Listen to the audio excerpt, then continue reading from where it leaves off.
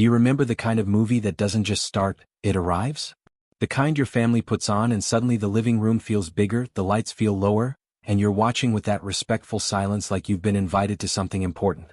That's what the Ten Commandments, 1956, was built to be, not a casual film but a once-in-a-lifetime event, on a widescreen altar.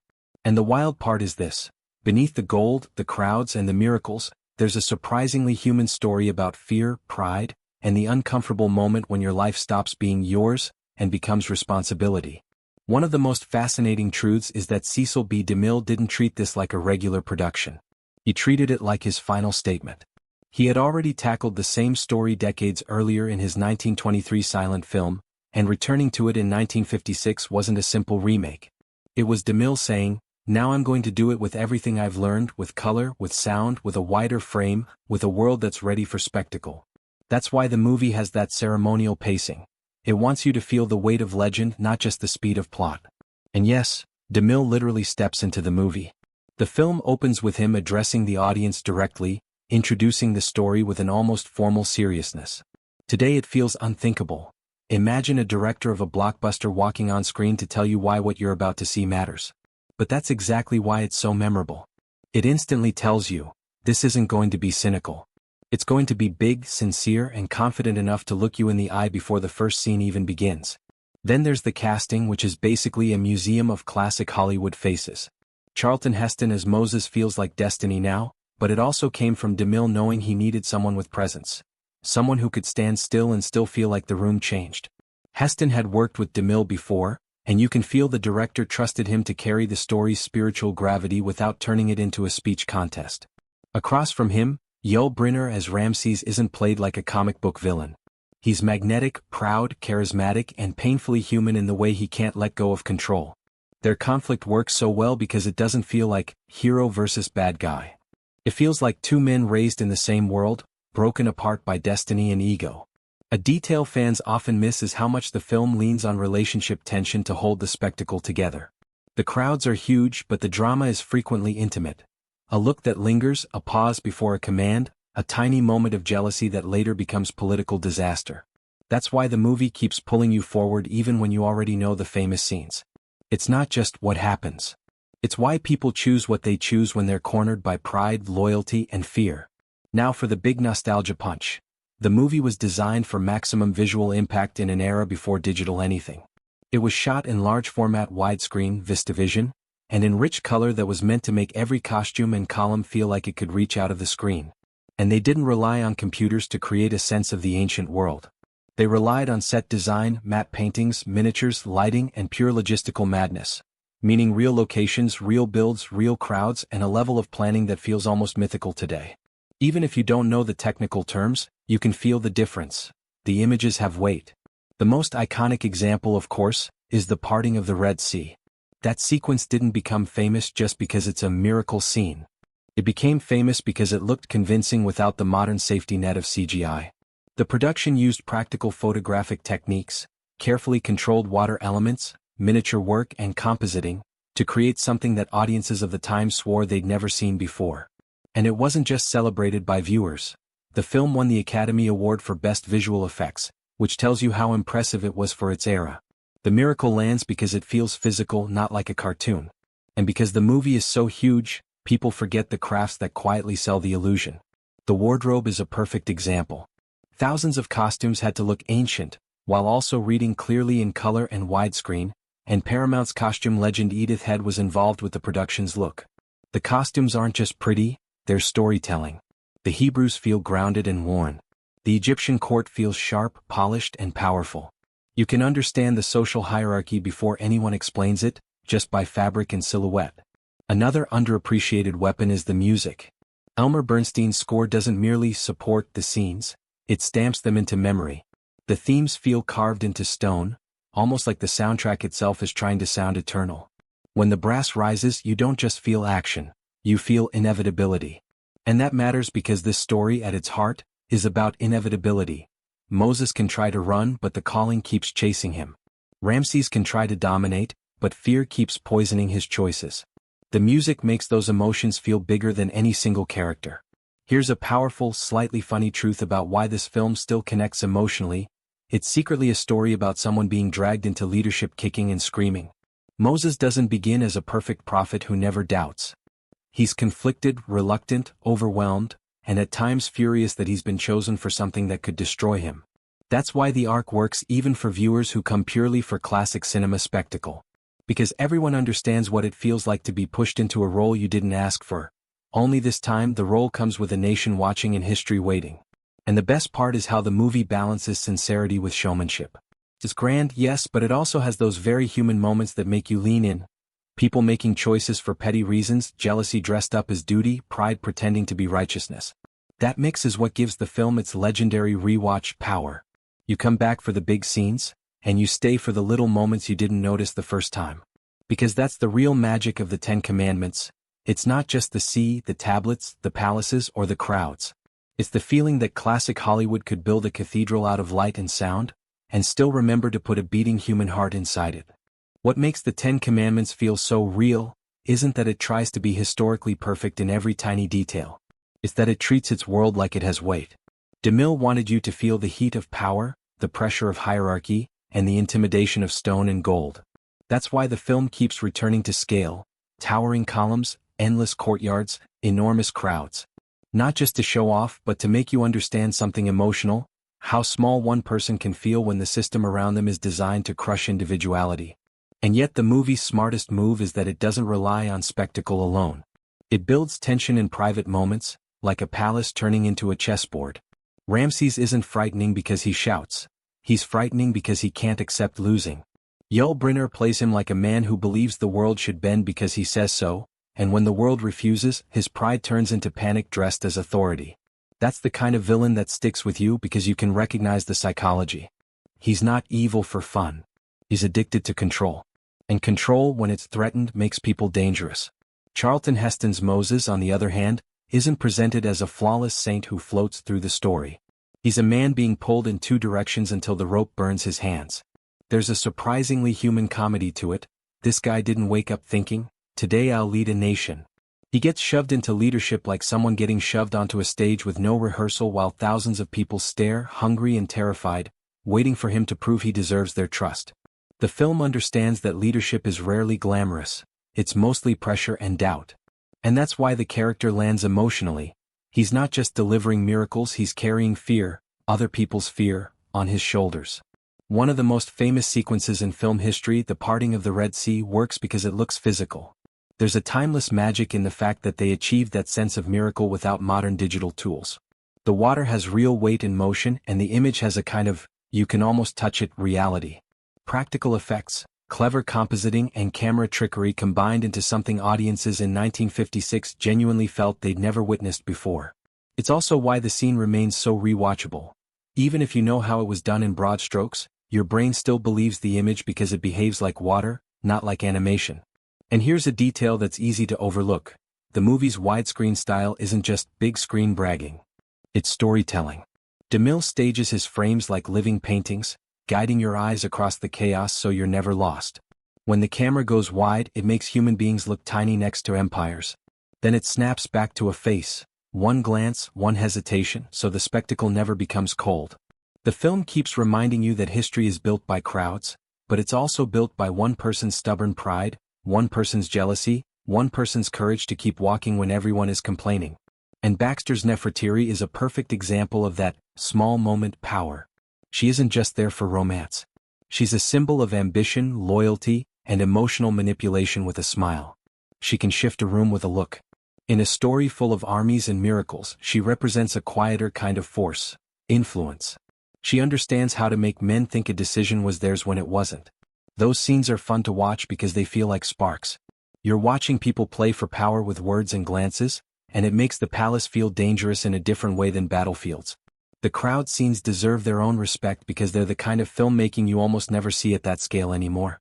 These aren't digital copies multiplied into infinity. These are real extras, real movement, real logistics. That means the production had to control wardrobe, timing, and choreography on a massive level, and still make it look natural instead of like a staged parade. DeMille's crowd direction is one of the movie's secret weapons. The crowds don't just fill the frame, they express emotion. A crowd can look hopeful, furious, terrified, or seduced, And the film uses that like a chorus in a Greek tragedy, reflecting the moral temperature of the story. And the film loves turning objects into emotional symbols. The tablets aren't just stone props, they're responsibility made visible. When Moses holds them, you feel the weight even before anyone says a word, because the movie has taught you what they represent. Rules that can't be argued with, a burden that doesn't care if you're tired. That's what the film does so well. It takes big abstract ideas and gives them physical form. A throne becomes obsession, gold becomes temptation, a staff becomes authority, water becomes survival, a desert becomes doubt. The golden calf sequence is one of the most brutally honest parts of the film, because it shows how quickly fear can mutate into spectacle. The people don't fall apart because they're cartoonishly evil. They fall apart because uncertainty is unbearable. They want something they can see, touch, dance around, and pretend is solid. And that's one of the most timeless observations the movie makes.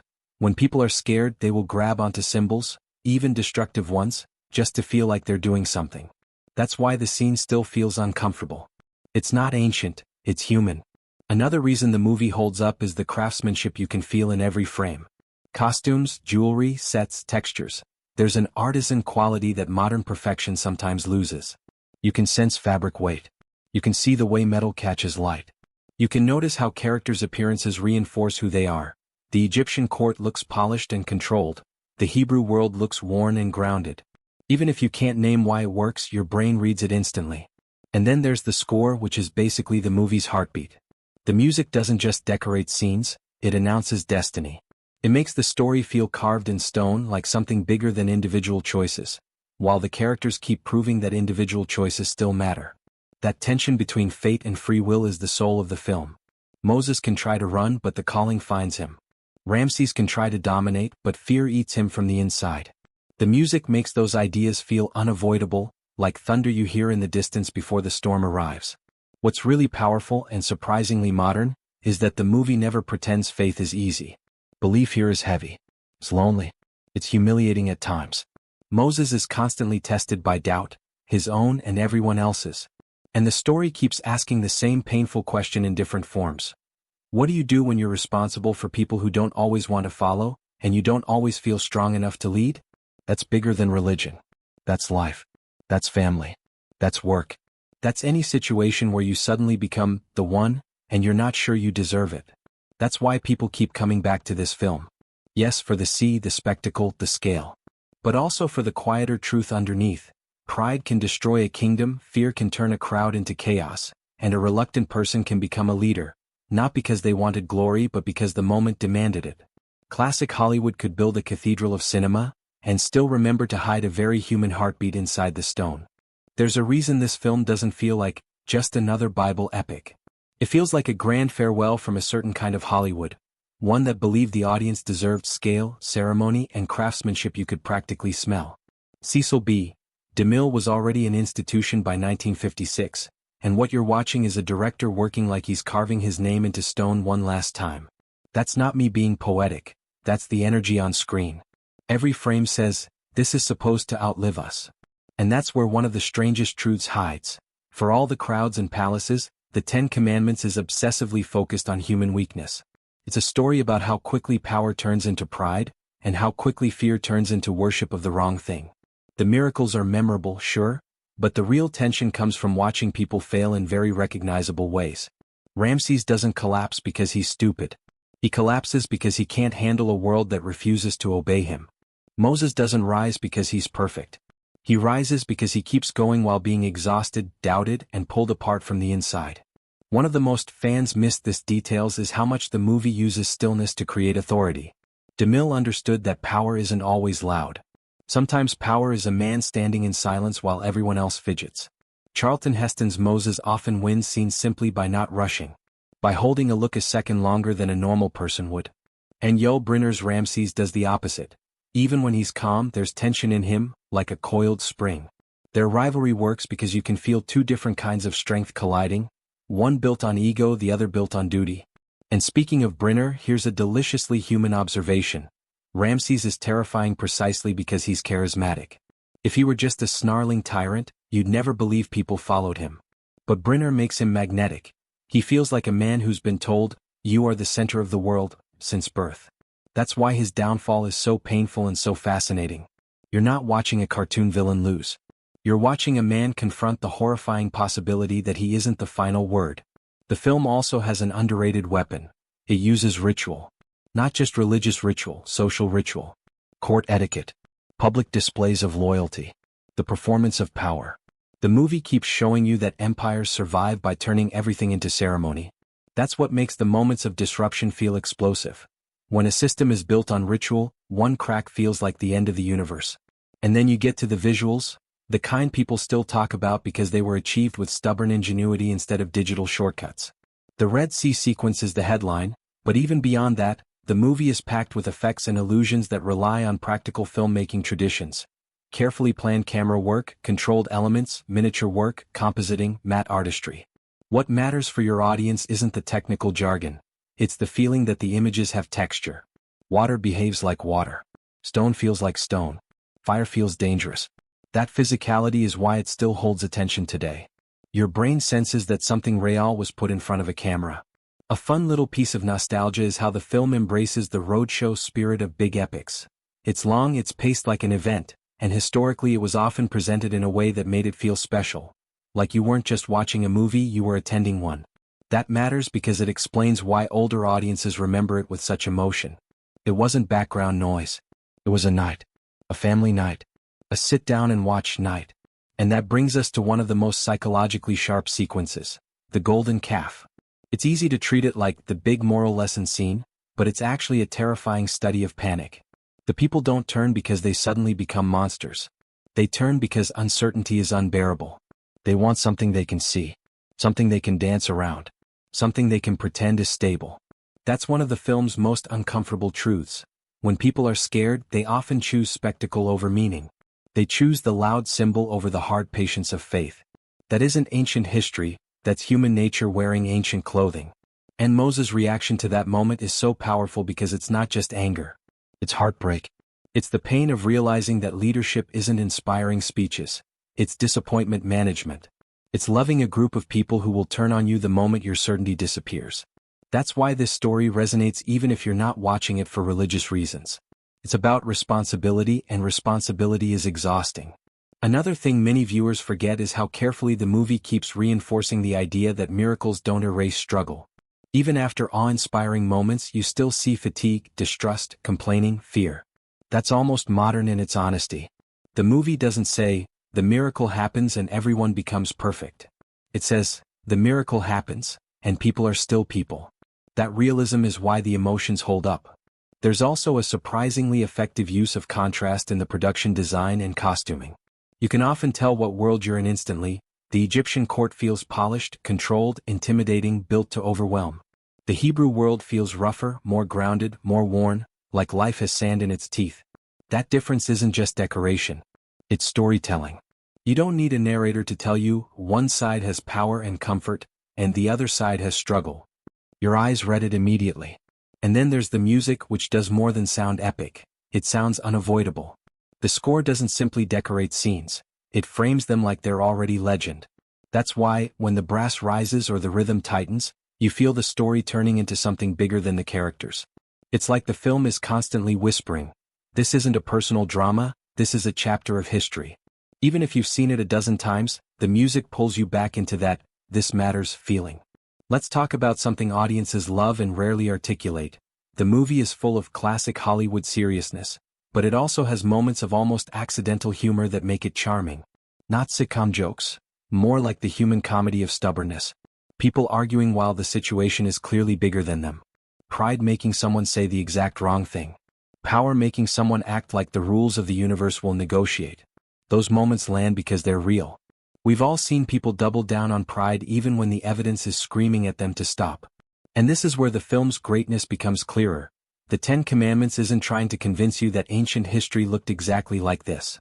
It's trying to convince you that the emotional truth is timeless. That jealousy can poison a family. That power can rot a leader. That fear can make crowds dangerous. That belief can be both a comfort and a heavy burden. And that real leadership often looks like a person standing in the middle of chaos, trying not to break. By the time you reach the later stretch of the story, you realize Moses is carrying something heavier than tablets. He's carrying expectations. He's carrying doubt. He's carrying the pressure of being the symbol for a people who are still learning how not to panic. By the time the film reaches its final stretch, you can feel what Cecil B. DeMille was really doing.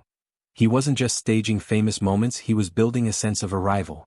The story stops being about what happens next, and becomes about what kind of person survives what happens next. That's why the later passages don't play like a sprint to the finish. They play like consequence. You've watched pride harden into cruelty, watched fear spread through crowds like a fever, watched faith become a weight people carry with shaking hands. Now the movie asks the uncomfortable question that makes it timeless. What do you do with freedom once you finally have it? One of the most powerful tricks DeMille pulls is turning the wilderness into a character. The desert isn't just scenery. It's a pressure test. In the palace, everyone had structure, routine, and the comforting lie that someone else was in control. Out here, the sand doesn't care who you are. Hunger doesn't respect titles. Heat doesn't negotiate.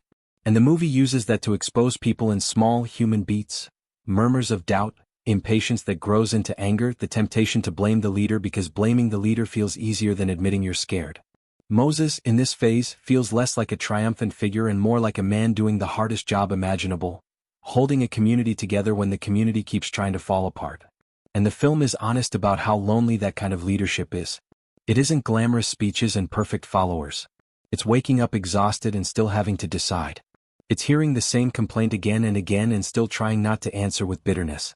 It's carrying a mission that's bigger than your personality, bigger than your patience, bigger than your sleep. What makes that relatable? Yes, even if you're watching for the spectacle, is that everyone knows some version of this feeling. Maybe not leading a nation through a desert, but being the one who has to keep things steady. The one who has to choose the hard option. The one who gets blamed first because you're the closest target. The film quietly suggests a truth that hits hard. Sometimes the price of being responsible is being misunderstood. And while Moses is dealing with the chaos of people, Ramses represents the opposite kind of chaos. The chaos of power that can't accept limits. Even when he's not physically present, he hangs over the story like a shadow, like the memory of a world where authority was supposed to be absolute. That's why his resistance feels so intense. It's not only political. It's identity. When you're raised to believe you are the final word, being challenged feels like the end of reality. The tragedy is that you can feel how charisma and pride can live in the same body, and pride wins. Now, let's talk about why these later moments still hold an audience today, even in a world spoiled by digital perfection. It's because the movie's grandeur is handmade. You can feel the labor in it. The frames are staged like paintings, but they're paintings built with physical materials. Costumes that catch the light, sets that cast real shadows, crowds that move like crowds, not like copies. Even when you can tell a shot involves classic filmmaking illusions, matte artistry, miniatures, compositing, there's a strange comfort in it because the illusion has texture. Your brain believes it in a different way. It's not perfect, it's tangible. Feels like a story you could touch. And in that tangibility, the symbolism hits harder. The tablets aren't just props. They're responsibility made physical. They're the uncomfortable reminder that leaving oppression isn't the end of the journey, learning discipline is. The film makes a point that's almost mischievous in how true it is. Freedom without self-control turns into chaos fast. People want liberation, but they also want convenience. They want miracles, but they also want comfort. They want a leader, but they also want to argue with the leader. It's frustrating, it's funny in a dark way, and it's painfully human. That's why the golden calf sequence, even when you know it's coming, still feels like a gut punch. It isn't just people doing something bad. It's people trying to replace uncertainty with something loud and visible. Because waiting is hard. Doubt is hard. And when a crowd is scared, it will grab any symbol that gives the illusion of control, even if it destroys them. That observation is one of the film's sharpest blades, because it doesn't belong only to ancient times. It belongs to every time. And what's quietly brilliant is that the movie never pretends miracles automatically fix human nature. You can witness the impossible and still be impatient the next day. You can be saved and still complain. You can be inspired and still fall into fear. That honesty is why the film keeps its emotional power. It doesn't sell you a fantasy where awe turns everyone into saints. It shows you a world where awe is real, and people are still people. There's also a special kind of nostalgia in the way the film gives itself permission to be earnest. Modern movies often hide behind irony. This one looks you straight in the face and commits. It's sincere about its grandeur. It's sincere about its moral weight. It's sincere about its emotions. And for a lot of viewers, especially those who grew up with classic epics on TV broadcasts, That sincerity is like stepping into an old memory. You remember the family gathered. You remember the feeling that this wasn't background noise, this was an event. You remember the pacing, the patience, the way the movie trusted you to stay. And that trust is a big part of why the ending works. DeMille doesn't rush the final movement like he's trying to beat your attention span. He lets scenes breathe. He lets faces hold emotion. He lets the story feel heavy. Because he understands something many filmmakers forget. If you want a film to feel legendary, you have to let it take up space in the audience's mind. By the time the story reaches its closing image, moving forward, the horizon uncertain, the film lands a final emotional truth. Not every ending is a celebration. Some endings are a beginning with a burden attached. The promised destination isn't a party. It's a responsibility. It's a life that still needs courage, patience, and rules strong enough to hold a community together when fear tries to tear it apart. That's why the film lingers. It doesn't end with the feeling of, everything is solved. It ends with the feeling of, everything matters. And maybe that's the real reason people keep returning to the Ten Commandments. Not only for the scale, the costumes, the music, or the iconic performances, but for the emotional architecture underneath.